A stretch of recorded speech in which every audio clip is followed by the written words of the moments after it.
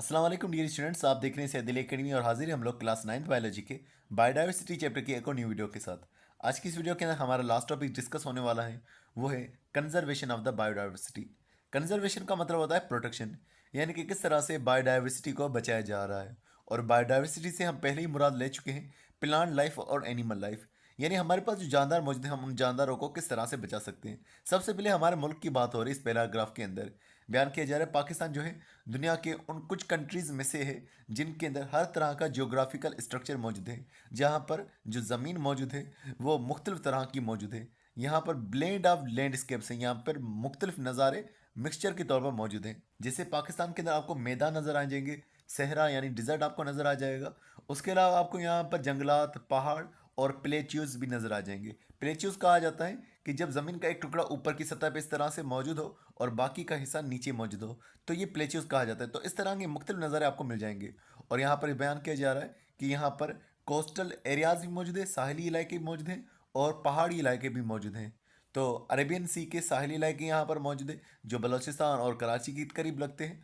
और उसके अलावा कराकरम रेंज जो है वहाँ पर माउंटेनियस एरियाज़ मौजूद हैं। हमें मालूम है कि पाकिस्तान के अंदर दूसरी बड़ी चोटी जो है वो मौजूद होती है पहाड़ों की, जिसे हम केटू कह रहे होते हैं।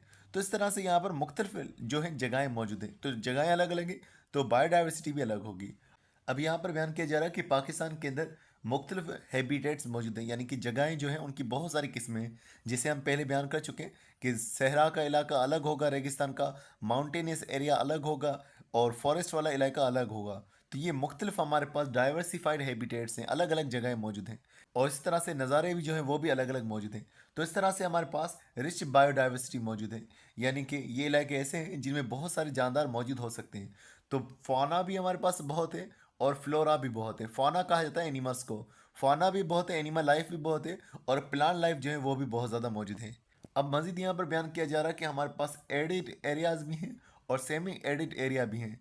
एडिड एरिया उसको कहा जाता है जहाँ पर सालाना 25 सेंटीमीटर से कम बारिश होती है, और सेमी एरिड एरिया जोन को कहा जाता है जहाँ पर 25 और 50 सेंटीमीटर के करीब जो है वो बारिश हो रही होती है। तो पाकिस्तान के अंदर मुख्तलिफ एरियाज़ जो हैं वो कम बारिश वाले मौजूद हैं जो कि एरिड हैं, और जिनमें थोड़ी बहुत बारिश होती है वो सेमी एरियाज़ हैं। तो ये हमारे पास बयान किया जा रहा है कि हमारे मुल्क के अंदर 80% जो लैंड एरिया है उसको कवर किए हुए हैं। तो इस तरह से मुख्तलिफ बायोडाइवर्सिटी जो है वो यहाँ पर मौजूद है। तो जैसे कि हमने जिक्र किया कि हमारे पास बहुत ज़्यादा बायोडाइवर्सिटी मौजूद है, बहुत सारे जानदारों की इकसाम मौजूद हैं। लेकिन कुछ सालों से, यानी कि लास्ट 2-3 डिकेड्स, यानी कि 20-30 सालों से यहाँ पर हमारे पास ये हो चुका है कि काफ़ी ज़्यादा एनिमल और काफ़ी ज़्यादा प्लांट स्पीशीज़ जो हैं वो थ्रीडेंट हो चुकी हैं या फिर वो इंडेंजर्ड हो चुकी हैं। हमारे पास एक इदारा है जिसे कहा जाता है IUCN, International Union of Conservation of Nature. इस International Union of Conservation of Nature ने जानदारों के हवाले से कुछ डिग्रीज तय की हुई है कि वो खतरे में है या नहीं। तो उसमें एक होता है थ्रीटेंड और दूसरा होता है इंडेंजर्ड। जिसको थोड़ा बहुत खतरा होता है कि उसकी नस्ल तबाह होने वाली है वो थ्रीटेंड, और उसके बाद इंडेंजर्ड आ जाते हैं जो कि बहुत ही ज़्यादा खतरे में मौजूद होते हैं। अब इसकी वजह क्या है कि हमारे पास 20-30 सालों के अंदर बहुत सारे जानदार जो है वो थ्रीटेंड या इंडेंजर्ड हो चुके। तो इसकी वजह हमारे पास है, एक तो लॉस ऑफ हैबिटेट, जो उनके जंगल हैं जहाँ पर वो रहा करते थे वो ख़त्म हो चुके हैं। और दूसरी वजह यहाँ पर है ओवर एक्सप्लॉयटेशन, यानी कि जैसे कि हमने प्लांट्स को बहुत ही ज़्यादा काटना शुरू कर दिया, हमने एनिमल्स का बहुत ही ज़्यादा शिकार करना शुरू कर दिया। तो चीज़ों का ज़्यादा इस्तेमाल, जानदारों का ज़्यादा इस्तेमाल और नेचुरल हैबिटेट का ख़त्म हो जाना, इस तरह से हमारे जानदार जो हैं वो 20-30 सालों के अंदर काफ़ी कम हो चुके हैं। अब यहाँ पर कुछ और फैक्टर्स का भी जिक्र किया जा रहा है, जैसे लिखा हुआ है डिफॉरेस्टेशन, जंगलात का कट जाना। ओवर ग्राजिंग, ओवर ग्राजिंग हम कहते हैं जब हमारे पास जो जानवर मौजूद है, जो घास खाने वाले जानवर है, वो बहुत ही ज़्यादा चारे को इस्तेमाल करना शुरू कर दें, वो बहुत ही ज़्यादा घास खा लें। इस तरह से भी जानदार हमारे पास जो है, प्लांट जो है वो ख़त्म होते हैं। इसके अलावा सॉइल इरोजन, दरख्तों की ना होने की वजह से ज़मीन का टुकड़े टुकड़े हो जाना, पानी के साथ में बह जाना, इसे सॉइल इरोजन कहा जाता है। ज़मीन के अंदर अगर दरख्त होते हैं तो उनकी जो रूट्स होती हैं वो ज़मीन को जकड़े हुए होती हैं, वो मजबूत किए होती हैं। और अगर प्लांट्स हमारे पास नहीं होंगे, डिफॉरेस्टेशन हो चुकी होगी, तो सॉइल इरोजन भी हमें देखने को मिलेगा। सेलिनिटी, नमक का ज़्यादा हो जाना, इरिगेशन की वजह से, पेस्टिसाइड्स की यूज़ की वजह से जो साल्ट की कंसनट्रेशन है वो ज़्यादा हो जाती है। सेलिनिटी भी जानदारों के लिए ख़तरनाक होती है। उसके अलावा वाटर लॉगिंग, वाटर लॉगिंग जो है ये कहा जाता है कि अगर मिसाल के तौर पर एक जगह पर पानी मौजूद है, अगर एक जगह पर पानी मिसाल के तौर पर मौजूद है और बारिश की वजह से उस हिस्से में से पानी निकल करके दूसरे हिस्सों में चला जाए, यानी एक तरह से फ्लड आ जाए, इसे वाटर लॉगिंग कहा जाता है। तो ये सारी चीज़ें जो हैं बायोडाइवर्सिटी के लिए बहुत बड़ा खतरा बन चुकी हैं। जो अभी हमारे पास मौजूद है बायोडाइवर्सिटी जो बची हुई है, उसके लिए भी बहुत खतरा हमारे पास हो सकता है। मजीद आगे बयान किया जा रहा है कि अगर ये चलता रहा, यानी कि फॉरेस्ट वाला हैबिटेट खत्म होता गया, फॉरेस्ट खत्म होता गया, तो फिर फाना और फ्लोरा दोनों ही खत्म हो जाएंगे। इस तरह से हमारे एग्रीकल्चरल और नेचुरल इकोसिस्टम को दोनों को ही बहुत नुकसान होगा। तो इस तरह से हमारे पास जानदारों की कमी हो जाएगी और हमारा जो कंट्री है वो पूरा उसका इकोसिस्टम ही डैमेज हो जाएगा, क्योंकि हमारे पास एक जानदार भी जो है वो इकोसिस्टम के लिए बहुत ज़रूरी होता है, वरना फूड चेन डिस्टर्ब हो जाती है। आगे बयान किया जा रहा है, तो ये सारे मसले हैं हमारे पास जो बायोडाइवर्सिटी से रिलेटेड हैं, उसकी तरफ हमें अटेंशन देनी चाहिए और जानदार को बचाना चाहिए ताकि वो इंडेंजर्ड में ना चले जाएं, वो खतरे में ना चले जाएं। तो कंजर्वेशन की यहाँ पर डेफिनेशन लिखी हुई, कंजर्वेशन जो है ये दरअसल एक तरीका है जानदार को ख्याल रखने का, जानदार को बचाने का, उन जानदारों को जो इस ज़मीन के अंदर मौजूद हैं और उन्हें खतरों से बचाना, जानदारों को खतरों से बचाना, उनकी हिफाजत करना जो इस ज़मीन पर मौजूद है, इसे कंजर्वेशन कहा जाता है। अब यहाँ पर लिखा हुआ है रीजंस टू कंजर्व बायोडाइवर्सिटी। सबसे पहले लिखा हुआ है बायोलॉजिस्ट जो हमारे पास मौजूद है उन्होंने वार्न किया है कि हमारे पास जो इकोसिस्टम है वो ख़राब हो जाएगा अगर बायोडाइवर्सिटी इसी तरह से हमारे पास ख़त्म होती रही। मजीद बयान किया जा रहा है, तो जानदारों को बचाना बहुत ज़रूरी है, तभी हमारी जो नेचर है वो स्टेबल रह पाएगी, वरना नेचर में बदलाव आ जाएगा जानदारों की कमी या जानदारों की ज़्यादा होने की वजह से। हो सकता है एक जानदार जो है वो बहुत कम हो जाए और दूसरा जानदार उसके मुकाबले में बढ़ जाए, जो खतरनाक जानदार है वो बढ़ रहा है और बाकी जो हमारे लिए यूज़फुल जानदार था वो कम हो रहा है। तो इस तरह से हमारे पास मसले बहुत ज़्यादा हो सकते हैं। अब यहाँ पर कुछ की पॉइंट्स के हवाले से लिखा हुआ है कि हमें बायोडाइवर्सिटी को क्यों बचाना चाहिए। सबसे पहले लिखा हुआ है हमें बायोडाइवर्सिटी को इसलिए बचाना चाहिए क्योंकि हमें इसमें से फ़ायदा हासिल होता है, हमें इसमें से काफ़ी ज़्यादा रिसोर्सेज हासिल होते हैं जो हमारे लिए ज़रूरी हैं, जिसे हमने पहले ही बायोडाइवर्सिटी के इंपॉर्टेंस में पढ़ा था कि हमें इसमें से हासिल होता है वुड, हमें इसमें से फूड हासिल होता है, हमें इसमें से ऑयल्स, हमें डाइज हासिल होते हैं। तो बहुत सारे चीज़ें हमें बायोडाइवर्सिटी की वजह से हासिल होती हैं और उसके अलावा इनको हम सर्विसेज में भी इस्तेमाल कर सकते हैं, जानवर को सवारी के लिए भी इस्तेमाल किया जा सकता था। तो इस तरह से हमारे पास बहुत सारे इनके फ़ायदे हैं, इनको बचाने रखना हमारे लिए बहुत ज़्यादा ज़रूरी होता है, इस वजह से हमारी लाइफ भी आसान रहती है। मज़े लिखा हुआ है बायोडाइवर्सिटी जो है वो इकोसिस्टम को बढ़ाती रहती है।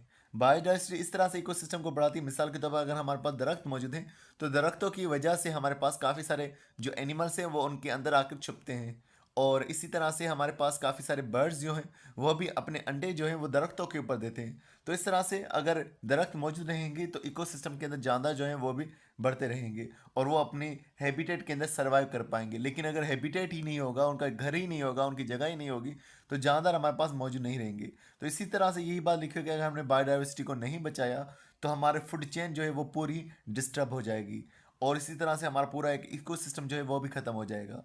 और मज़ीद प्लांट्स के हवाले से एक और बात लिखी हुई है कि प्लांट्स के हवाले से, ट्रीज़ के हवाले से ये बात बयान की गई कि अगर प्लांट्स और ट्रीज़ होते हैं तो हमारी सॉइल जो है वो इम्प्रूव होती है।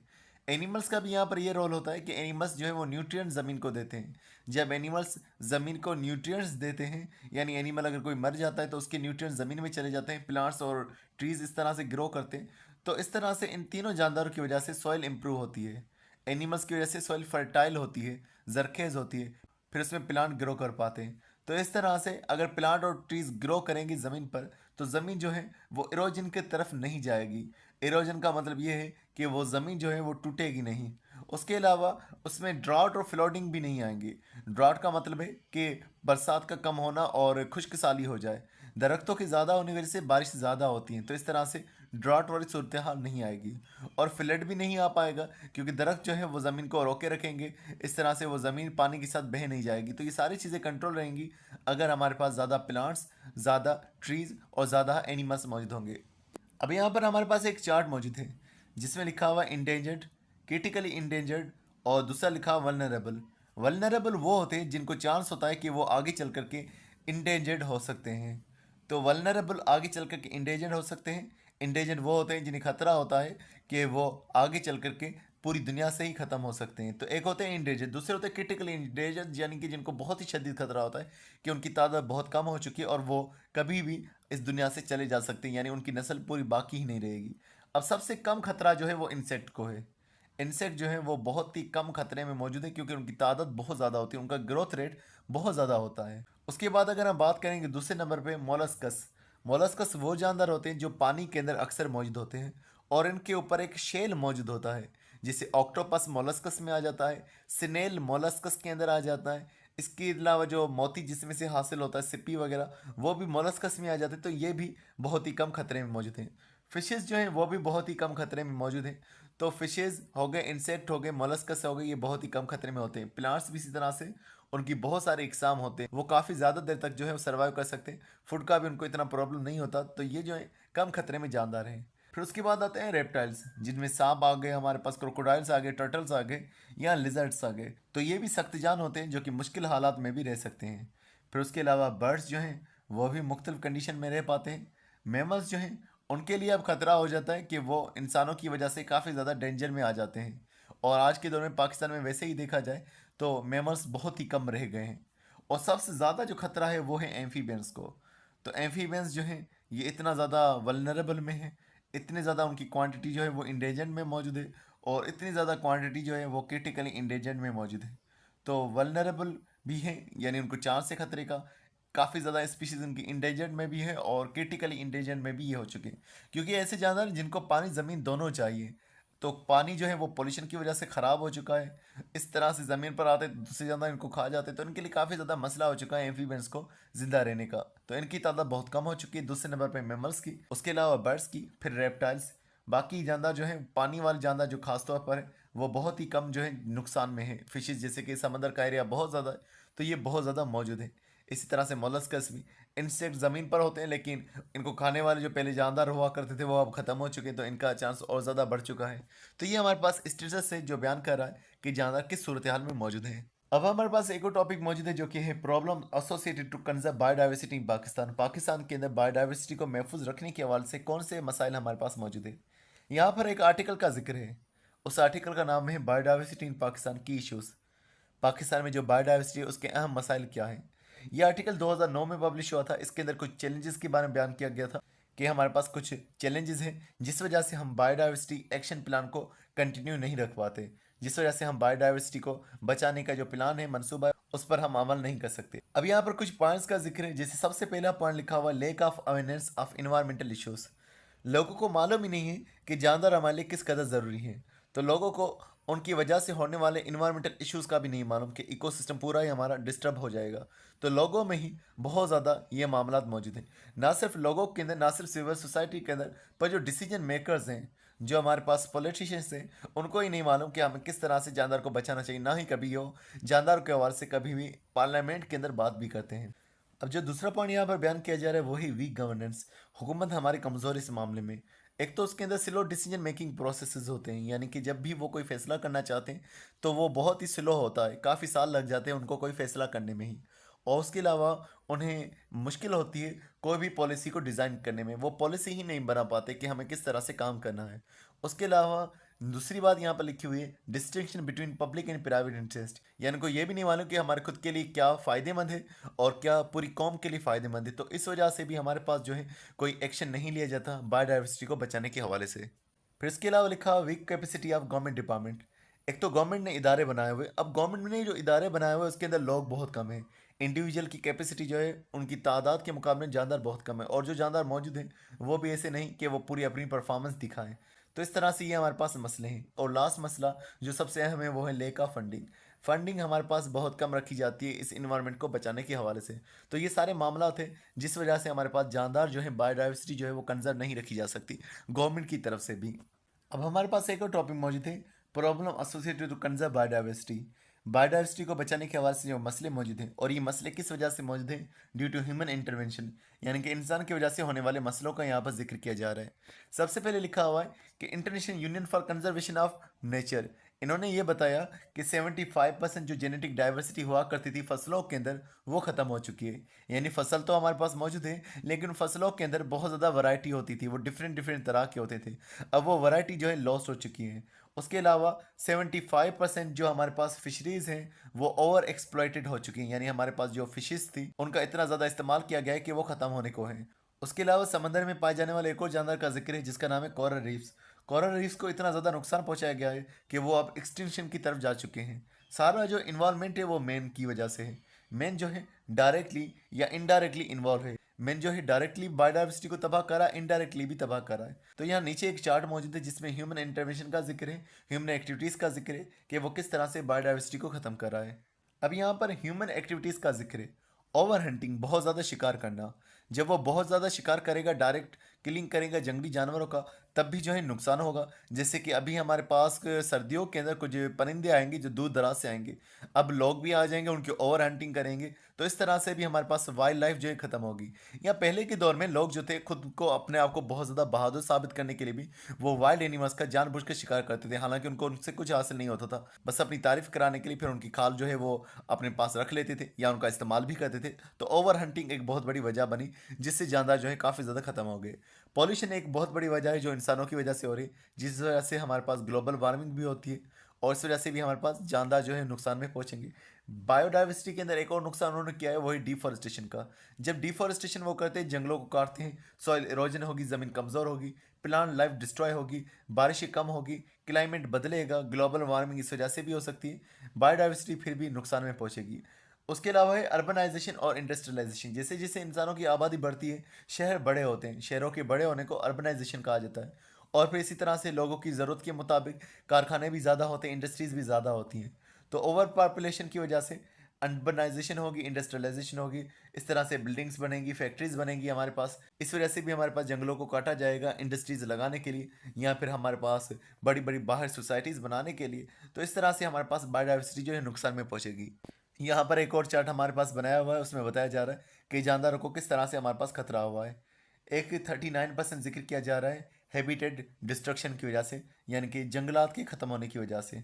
उसके अलावा इंट्रोडक्शन टू इन्वेसिव स्पीशीज़ की वजह से 36% जो है वो नुकसान हुआ है। इन्वेसिव स्पीशीज़ वो जानदार होते हैं जो खुद ग्रो करते हैं लेकिन वो दूसरों को नुकसान पहुंचाते हैं। एक हमारे पास दरख्त होता है जिसे सफ़ेदे का दरख्त कहा जाता है। वो दरख्त जब ग्रो करता है तो वो वाटर बहुत ज़्यादा एब्जॉर्व करता है, जिस वजह से बाकी जो प्लांट्स हमारे पास उसकी सराउंडिंग मौजूद होंगे वो नुकसान में पहुंचेंगे, उससे फ़ायदा होगा। तो इन स्पीशीज़ को इन्वेसिव स्पीशीज़ कहा जाता है। इन्वेसिव स्पीशीज़ की वजह से भी बाकी जानदार जो है वो नुकसान में पहुंचे। उसके अलावा 23% बयान किया जा रहा है हंटिंग की वजह से, या दूसरी तरह की इंटेंशनल किलिंग की वजह से। हंटिंग जो शिकार करते थे, इंटेंशनल किलिंग मतलब कि जानबूझ के जानदार को किल करना है।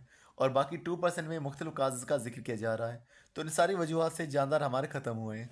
मज़ीद बयान किया जा रहा है कि हमारी इन्वायरमेंट के ऊपर, हमारे माहौल के ऊपर सिर्फ क्लाइमेट चेंज जो है वही हमारा मसला नहीं है, सिर्फ ग्लोबल वार्मिंग हमारे पास मसला नहीं है। जानदारों की हैबिटेट लॉस होना वो मसला है हमारे पास, पॉल्यूशन हमारे पास मसला है, जानदारों में कमी होना वो हमारे पास मसला है, ओवर एक्सप्लॉयटेशन, नेचुरल रिसोर्स का बहुत ज़्यादा इस्तेमाल, ये हमारे पास एक मसला है। इन्वेसिव स्पीशीज़ का आना, ये सारे हमारे पास मसले हैं जो बायोडाइवर्सिटी को ख़त्म करते हैं। और इन सारों के पीछे जो मेन वजह है वो हमारे पास है ह्यूमन एक्टिविटीज़। वो इलाकों पर कब्जा करते रहते हैं, इस तरह से जानदार जो है वो ख़त्म होते जाते हैं। अब बयान किया जा रहा है डिफॉरेस्टेशन के हवाले से, उसके काजेज़ क्या हैं और उसके इफ़ेक्ट क्या हैं। डिफॉरेस्टेशन का सबसे पहले मतलब देखते हैं, कटिंग डाउन ऑफ ट्रीज़, दरख्तों का कट करना, और फॉरेस्ट को नॉन फॉरेस्ट लैंड में बदल देना, इसे डिफॉरेस्टेशन कहा जाता है। एक जगह पर बहुत ज़्यादा दरख्त थे, एक फॉरेस्ट लैंड थी, हमने इसको नॉन फॉरेस्ट लैंड में बदल दिया दरख्त को काट करके, इसे डिफॉरेस्टेशन कहा जा रहा है। मज़ीद बयान किया जा रहा है फॉरेस्ट हमारी ज़मीन पर 31% लैंड को कवर किए हुए हैं। ये हमारे लिए काफ़ी ज़्यादा चीज़ें बनाते हैं, हमारे लिए ऑक्सीजन बनाते हैं, हमारे लोगों के लिए घर बनाते हैं और वाइल्ड लाइफ के लिए भी घर बनाते हैं। अब जो हमारे वर्ल्ड के अंदर काफ़ी ज़्यादा थ्रीटेंड और इंडेंजर्ड स्पीशीज़ हैं वो फॉरेस्ट में रहती हैं, वो लोगों से दूर रहती हैं, वरना लोगों की नज़र में आ जाएंगी तो वो मारे जाएंगे। तो इस वजह से वो फॉरेस्ट में छुप करके रहते हैं और वो फॉरेस्ट की ही वजह से बाकी बचे हुए हैं। और काफ़ी ज़्यादा लोग जो हैं, बिलियंस में, खरबों में लोग जो हैं वो भी इसके ऊपर फ़ायदा हासिल किए हुए हैं। हमारे जो अर्थ की पॉपुलेशन है वही 8 खरब के अंदर आ जाती है, तो खरबों में लोग जो हैं वो सारे फॉरेस्ट की वजह से फ़ायदे में हैं। फॉरेस्ट की वजह से फूड आएगा, फ्रेश एयर आएगी, क्लॉथिंग आएगी, फाइबर्स हम फॉरेस्ट की वजह से बना रहे हैं, मेडिसिन आ रही हैं, उसके अलावा शेल्टर आ रही है, लोगों के घर जो हैं वो भी फॉरेस्ट की वजह से बने हुए हैं। तो इस तरह से ये सारी चीज़ें फॉरेस्ट की वजह से हासिल हो रही हैं। उसके अलावा ये जंगल ही है हमारे पास जो रिड्यूस कर सकते हैं क्लाइमेट चेंज को, क्योंकि ये कार्बन डाइऑक्साइड को एब्जॉर्ब करते हैं और हमारे एटमॉस्फेयर को कार्बन डाइऑक्साइड से खाली करते हैं, वरना कार्बन डाइऑक्साइड बढ़ता रहता। तो इस तरह से माहौल में जो चेंजेस आते हैं उससे भी हमें बचाते हैं, कार्बन डाइऑक्साइड से भी बचाते हैं, तो ये हमें फ़ायदा ही पहुंचा रहे होते हैं। लेकिन इंसान ये जो इन्हें ख़त्म करा अपने फ़ायदे के लिए, अपने मकसद के लिए। अब अगर हम बात करें काजेज ऑफ डिफॉरेस्टेशन क्या है, किस वजह से लोग जो है वो बहुत ज़्यादा जंगलों को काट रहे हैं, तो इसकी पहली वजह लिखी हुई माइनिंग। लोग जब खुदाई करते हैं तो उसके लिए भी जंगलों को काटते हैं। अगर एक जगह पर उन्हें कोई मटेरियल मिल जाता है तो उसकी खुदाई के दौरान भी वो जंगलों को वहाँ से काट देंगे। पेपर मेकिंग, कागज़ जो है वो इन्हीं दरख्तों से बनाया जाता है, उस वजह से भी लोग दरख्तों को काटते हैं। अर्बनाइजेशन, यानी कि जैसे हमने कहा शहरों का बड़ा होना, शहर जब बड़े होंगे तो भी दरख्त काटे जाएंगे। उसके अलावा लकड़ी के हासिल करने के लिए, रोड्स बनाने के लिए भी जंगल काटे जाएंगे। एग्रीकल्चर एक्सपेंशन, अगर एक बड़े जंगल मौजूद हैं वहाँ पर उनकी फसल नहीं उग सकती तो उसके लिए भी वो जंगलों को कट करेंगे ताकि उनके पास मैदान बन सके, तो फिर उसके बाद वो प्लांट्स को वहाँ पर दोबारा ग्रो कर सके। तो एग्रीकल्चर के लिए भी वो दरख्तों को काट रहे हैं। उसके अलावा लाइव स्टॉक ब्रीडिंग, अपने पास जानवर उन्होंने पालने हैं, फार्म बनाने, तो उसके लिए भी वो जंगल का खात्मा करेंगे ताकि उनके पास ज़्यादा ज़मीन हासिल हो सके। अब इफेक्ट्स ऑफ डिफॉरेस्टेशन क्या है, जब हम जंगलों को काटेंगे तो उसके नुकसान क्या होंगे। बायोडाइवर्सिटी पर बहुत बड़ा नुकसान होगा क्योंकि हमारे पास बायोडाइवर्सिटी खत्म होगी। उसकी वजह क्या है, ग्रीन हाउस गैसेज बढ़ेंगी। ग्रीन हाउस गैसेज वो होती हैं जो ग्लोबल वार्मिंग को बढ़ाती हैं, जिनमें कार्बन डाइऑक्साइड हो गया, उसके अलावा मीथेन हो गया, नाइट्रोजन ऑक्साइड हो गया, सल्फर ऑक्साइड हो गया। तो ये वो गैसेज हैं जो ग्लोबल वार्मिंग को बढ़ाती हैं और टेम्परेचर जिस वजह से बहुत ज़्यादा होता है। टेम्परेचर के बढ़ने की वजह से जो ग्लेशियर्स हैं, जो बर्फ़ के बड़े पहाड़ मौजूद हैं, वो पिघलते हैं, उनकी मेल्टिंग होती है। और जब ग्लेशियर्स की मेल्टिंग होती है, इस वजह से हमारे पास जो पानी बहेगा वो समंदर में पहुंचेगा, सी लेवल बढ़ेगा, इस वजह से फिर फ्लडिंग भी आती है। तो दरख्तों का कट कर दिया, इस वजह से हमारे पास समंदर भी बढ़ गए, फ्लडिंग भी आना बहुत हो गई। और उसके अलावा हैबिटेट लॉस हो गया, वाइल्ड लाइफ जो है वो ख़त्म हो रही है, सॉइल इरोजन हो रही है जिसे हमने पहले जिक्र किया हुआ है। और उसके अलावा लो रेनफॉल होगी, और लो रेनफॉल की वजह यह है कि ट्रांसपायरेशन नहीं होगी। जंगल जो होते हैं उनमें जो लीव्स होते हैं वो वाटर को लॉस करते हैं। जब वाटर लॉस होता है, वाटर वेपर्स की सूरत में लॉस होता है, तो वो वाटर जब लॉस होगा, हवा में जाएगा, तो उस वजह से बादल बनते हैं, इस वजह से हमारे पास बारिश होती है। तो जंगल नहीं होंगे, ट्रांसपायरेशन नहीं होगी, लो रेनफॉल होगी, तो इस तरह से हमारे पास ये सारे मामला होंगे जंगलों के काटने की वजह से। अब हमारे पास आखिरी टॉपिक का जिक्र है जो कि है endangered and extinct species. Endangered हम उनको कहते हैं जो जानदार खत्म होने वाले हैं, यानी कि अगर उनको ना बचाया गया तो वो एक्सटिंक्ट हो जाएंगे। और एक्सटिंक्ट उनको कहा जाता है जो इस दुनिया में मौजूद ही नहीं है, जो इस दुनिया से पूरी तौर पर ख़त्म हो चुके हैं। तो इंडेंजर्ड फ्यूचर में जाकर के एक्सटिंक्ट हो सकते हैं अगर उन्हें ना रोका गया, उन्हें ना बचाया गया तो। और एक्सटिंक्ट वो जो इस वक्त मौजूद ही नहीं, जैसे डायनासोर इस दुनिया में मौजूद नहीं, तो वो एक तरह के एक्सटिंक्ट स्पीशीज़ हैं। तो अगर हम बात करें तो ह्यूमन एक्टिविटीज़ की वजह से कौन सी एक्टिविटीज़, जैसे इंटरटेनमेंट हो गया, इंटरटेनमेंट का मतलब जैसे उन्होंने शिकार के लिए, अपने फ़ायदे के लिए जानदार का शिकार कर लिया। ह्यूमन एक्टिविटीज़ में इंटरटेनमेंट हो गया, फूड हासिल करना हो गया। तो इस तरह से एनिमल्स जो हैं वो हमारे पास इंडेंजर्ड हो चुके हैं। इंडेंजर्ड मतलब कि जिनको रिस्क है फ्यूचर में एक्सटेंट होने का, और काफ़ी ज़्यादा एक्सटेंट भी हो चुके हैं जो इस वक्त हमारे पास मौजूद नहीं। एक होता है एक्सटेंट फ्रॉम द वर्ल्ड, पूरी दुनिया से ख़त्म हो जाना, और दूसरा होता है एक्सटेंट फ्रॉम द वर्ल्ड, जंगल से ख़त्म हो जाना। इस वक्त पाकिस्तान में काफ़ी सारे जानदार जो हैं एक्सटेंट फ्रॉम द वाइल्ड हो चुके हैं, यानी हमारे जंगल से ख़त्म हो चुके हैं। हाथी पाकिस्तान में अब कहीं पर भी नेचुरली मौजूद नहीं है, गेंडे भी पाकिस्तान में कहीं पर भी मौजूद नहीं। तो ये सारे जो हैं नेचुरली एक्सटेंट हो चुके हैं पाकिस्तान में से, और पूरी दुनिया के बाकी इलाकों में मौजूद हैं। तो हम कहेंगे दुनिया से एक्सटेंट नहीं हुई, लेकिन वाइल्ड से, जंगल से एक्सटेंट ये ज़रूर हो चुके हैं, खासतौर पर पाकिस्तान से। और काफ़ी ज़्यादा स्पीशीज़ इस वक्त इंडेंजर्ड में भी मौजूद हैं।